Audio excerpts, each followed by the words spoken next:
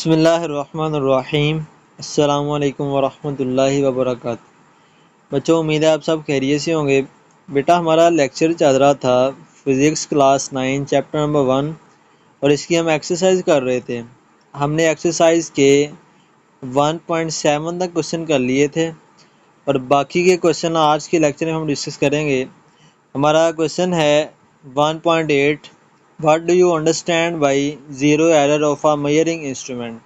कि किसी भी मेजरिंग इंस्ट्रूमेंट के ज़ीरो एरर से क्या मुराद है, या किसी भी इंस्ट्रूमेंट के ज़ीरो एरर से आप क्या मतलब निकालते हैं, आप उसको किस तरह से अंडरस्टैंड करते हैं। तो इसका आंसर है, if the zero line of a measuring instrument does not coincide with the index line, the instrument is said to have a zero error। बेटा, ज़ीरो एरर क्या होता है? आमतौर पे आपने तराजू देखा होगा जो किसी भी शॉपकीपर के पास या किसी भी फ्रूट बेचने वाले के पास होता है, किसी भी रेडी वाले के पास होता है। वो जो तराजू होता है बेटा, सबसे पहले जब वो उससे पैमाइश लेता है, मेजरमेंट लेता है, तो वो पहले दोनों तराजू की जो दोनों प्लेट्स हैं, दोनों जो पैन्स हैं, उनको पहले इक्वल करके देखता है क्या ये दोनों इक्वल हैं। जब वो दोनों इक्वल होते हैं फिर वो एक साइड पे नाउन मैश को प्लेस करता है, यानी उसके पास जो 1 kg का स्टोन है या 2 kg का स्टोन है उसको प्लेस करता है। दूसरी साइड पे फिर जो चीज़ उसने मेजर करनी है, जो फ्रूट उसने मेजर करना है, उसको रखता है। तो बात करने का मकसद कि जब तक वो पेन इक्वल नहीं होते वो उससे पैमाइश नहीं लेता। तो जब पेन आपस में इक्वल नहीं होते, एक पेन ऊपर होता है और दूसरा नीचे होता है, तो इसका मतलब होता है कि उस इंस्ट्रूमेंट के अंदर, उस तराजू में एरर है। अब इस एरर को बेटा हम कहते हैं ज़ीरो एरर। लेकिन जो लेबॉर्ट्री में हम मेजरिंग इंस्ट्रूमेंट्स यूज़ करते हैं आमतौर पे स्क्रू गेज है, वर्नियर कैलिपर है, या इसके अलावा और इंस्ट्रूमेंट्स हैं, तो इनके अंदर जो ज़ीरो एरर है उसका क्या मतलब होता है? बेटा, इसके अंदर ज़ीरो एरर का मतलब होता है अगर हमारी जो ज़ीरो लाइन है, आपको पता है वर्नियर कैलिपर में 2 स्केल होते हैं और स्क्रू गेज में भी 2 स्केल होते हैं। अगर दोनों स्केल्स में से एक स्केल की ज़ीरो लाइन दूसरे स्केल की ज़ीरो लाइन से मैच नहीं कर रही, कोइंसाइड नहीं कर रही, तो इसका मतलब कि उसमें ज़ीरो एरर है। ठीक है।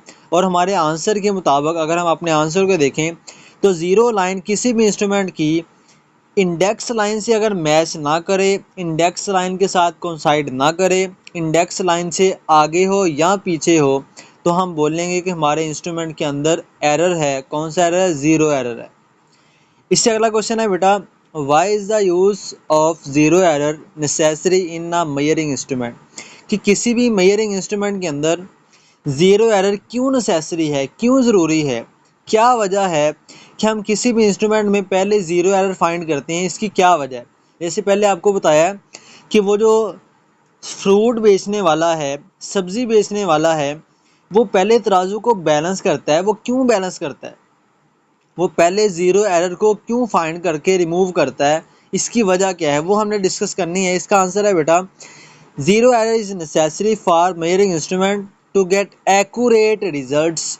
बेटा, सबसे बेसिक इसका आंसर है कि हम ज़ीरो एरर को क्यों फाइंड करते हैं, ज़ीरो एरर फाइंड करके हम ज़ीरो एरर को क्यों सेट करते हैं, क्यों उसको दुरुस्त करते हैं, ताकि हमारा जो रिज़ल्ट है, हमारी जो मेजरमेंट है वो एक्यूरेट आए, उसमें कोई किसी किस्म का मसला ना आए, हमारी जो वैल्यू है वो हमारी एक्यूरेट आए।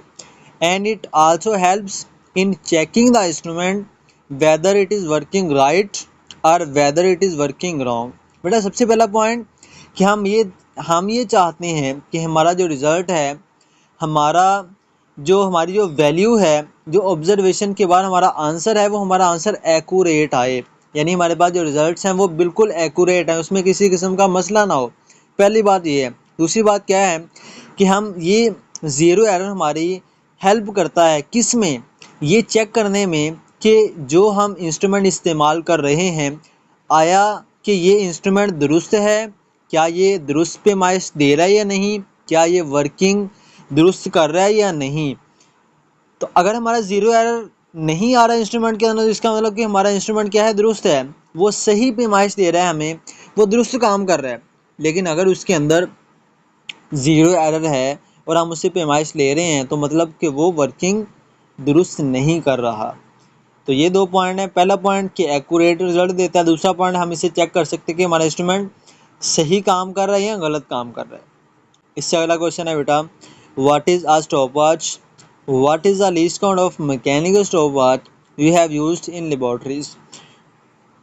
स्टॉपवॉच क्या होती है और आप लोगों ने पढ़ा हुआ है पीछे टॉपिक्स के अंदर। आप इसी चैनल के ऊपर हमारी वीडियो है, आप उसमें ये लेक्चर देख सकते हैं। स्टॉपवॉच क्या होती है, इसकी कितनी टाइप्स हैं और स्टॉपवॉच को हम कैसे यूज़ करते हैं। तो अगर आपने डिटेल्स में ये लेक्चर देखना है तो डिस्क्रिप्शन में आपको इसका लिंक मिल जाएगा। तो स्टॉपवॉच क्या होती है और जो मैकेनिकल स्टॉपवॉच है जो हम आम तौर पे लेबोरेटरीज में यूज़ करते हैं उसका यूनिट क्या होता है? तो बेटा stopwatch is a device use to measure time. Simple सी बात है बेटा, जैसा कि नाम से ज़ाहिर है स्टॉपवॉच, तो ये टाइम को मेजर करने के लिए, टाइम इंटरवल को फाइंड करने के लिए हम स्टॉपवॉच को यूज़ करते हैं और ये एक डिवाइस है। It has a display that shows the time. इसके ऊपर एक डिस्प्ले होती है, एक स्क्रीन लगी होती है जो हमें टाइम बताती है। Elapsed since the stopwatch was started, यानी जब स्टॉपवॉच चलती है तो स्टॉपवॉच चलने के बाद जो टाइम इलैप्स हो जाता है, जो टाइम गुजर जाता है, वो हमें उस डिस्प्ले के ऊपर नज़र आ रहा होता है, जो उसके ऊपर स्क्रीन है उस पर हमें शो हो रहा होता है। The least count of a mechanical stopwatch we have used in the laboratory is 0.1 second. तो जो स्टॉपवॉच हम आम तौर पे लेबोरेटरीज में यूज़ करते हैं, जैसा कि मैकेनिकल स्टॉपवॉच, उसका बेटा लीस्ट काउंट होता है 0.1 सेकेंड। इसके बाद बच्चों, why do we need to measure extremely small intervals of time? बहुत इंपॉर्टेंट क्वेश्चन है बेटा कि हमें क्यों ज़रूरत पेश आती है कि हम टाइम के वेरी स्मॉल इंटरवल को भी फाइंड करें, very small interval of time को भी हम मेजर करें। हम क्यों मेजर करते हैं, वजह क्या है? तो बेटा इसकी वजह डिस्कस करते हैं। We need to measure incredibly small time periods because the standard hours, minutes and seconds don't always suffice। बेटा जो हम टाइम आमतौर पे यूज़ करते हैं, क्या टाइम यूज़ करते हैं? आवर्स के अंदर टाइम मेजर करते हैं, मिनट्स के अंदर करते हैं, या ज़्यादा से ज़्यादा हम सेकंड्स के अंदर मेजर करते हैं? बेटा ये जो सब अब इस टाइम के अंदर सबसे जो स्मॉलेस्ट हमारा टाइम है वो है सेकंड। लेकिन बेटा ये जो सेकंड है, ये सेकंड भी काफ़ी नहीं है। किसी भी चीज़ के टाइम पीरियड को एक्सट्रीमली स्मॉल टाइम उसका फाइंड करने के लिए सिर्फ सेकंड तक टाइम फाइंड करना काफ़ी नहीं है। Some things happen too quickly to be quantified in seconds. बेटा बहुत सारी चीज़ें ऐसी होती हैं जो इतनी जल्दी से हो जाती हैं, इतनी जल्दी से हैपन हो जाती हैं कि सिर्फ सेकंड्स के अंदर टाइम मेजर करना काफ़ी नहीं होता।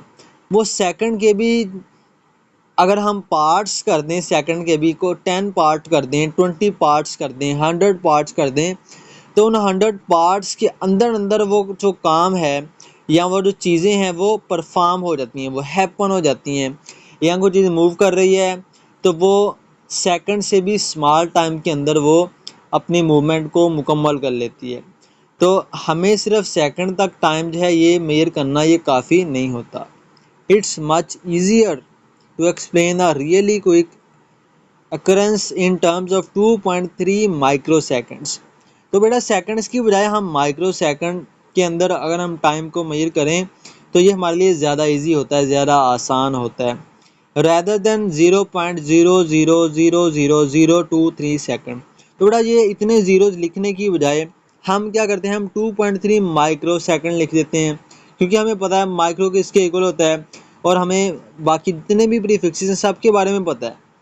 तो हम ये ज़ीरोज़ लिखने की बजाय हम क्या करते हैं, हम ज़ीरोज़ को रिमूव करके उसके साथ माइक्रो या उसके साथ हम किलो लगा देते हैं या हम उसके साथ मिली लगा देते हैं, यानी कोई भी प्रीफिक्सेस हम यूज़ कर सकते हैं। तो टाइम के लिए हमने क्या यूज़ किया, माइक्रो सेकंड। इसके बारे में बेटा what is meant by significant figures of a measurement. बेटा अगर आपने डिटेल से इस लेक्चर को देखना है तो डिस्क्रिप्शन में आपको इसका लिंक मिल जाएगा। इसी चैनल पे आपको सिग्निफिकेंट फिगर्स के टॉपिक पे डिटेल से आपको लेक्चर मिल जाएगा। तो सिग्निफिकेंट फिगर्स क्या होते हैं बेटा, इसका आंसर है all the accurately known digits and the first doubtful digit in an expression are called significant figures.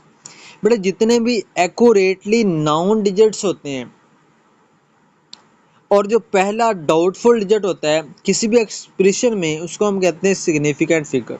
बेटा अब नाउन डिजिट का क्या मतलब है, छोटी सी एग्जांपल डिस्कस करते हैं। मिसाल के तौर पे एक बच्चे से मैंने कहा कि बेटा ये एक हमारे पास एक पेंसिल है या एक पेन है, इसकी आप लेंथ फाइंड करो। जब उसने लेंथ फाइंड की तो उसकी लेंथ आई 15 सेंटीमीटर। एक और बच्चे से कहा, उसने कहा सर इसकी लेंथ है 15 की बजाय इसकी लेंथ है 14 सेंटीमीटर। एक और बच्चे को दी, उसने कहा सर इसकी लेंथ है 16 सेंटीमीटर। अब तीन बच्चों ने मेजरमेंट ली, तो मेजरमेंट पहली दफ़ा क्या आई 13, पहली दफ़ा आई 14, फिर 15, फिर 16। यानी हमारी जो मेजरमेंट है ये चेंज हो रही है। जो पहला इसका नंबर है 1 वो चेंज नहीं हो रहा।